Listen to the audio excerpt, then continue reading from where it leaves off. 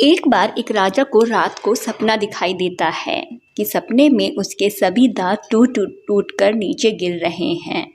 जब वह सुबह उठता है तो देखकर हैरान रह जाता है और अपने सपने का मतलब जानने के लिए एक ज्योतिषी को बुलाता है और उसे अपनी रात को दिखे हुए सपने के बारे में सब कुछ बताता है। ज्योतिषी उस सपने को सुनने के बाद उसका रहस्य बताता है। ज्योतिषी राजा का पूरा सपना सुनने के बाद उसे बताता है कि आपके परिवार के सभी सदस्य एक एक करके आपकी आंखों के सामने मर जाएंगे।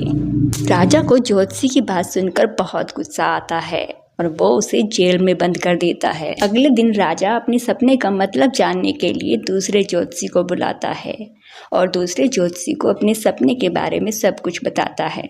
ज्योतिषी मुस्कुराता है और कहता है कि राजा साहब, इस सपने का मतलब यह है कि आपकी उम्र इस परिवार में सबसे ज़्यादा लंबी होगी। राजा दूसरे ज्योतिषी की बात सुनकर बहुत खुश हो जाता है और उसे बहुत सारी सोने की मोहरें देता है। तो दोस्तों, दोनों ज्योतिषियों का कहने का मतलब एक ही था, लेकिन उनके कहने का तरीका अलग अलग था। इसी तरह अगर आपके पास बोलने के लिए सही शब्द हैं, सही तरीका है, तो आप नेगेटिव बात को भी पॉजिटिव तरीके से बोल सकते हो।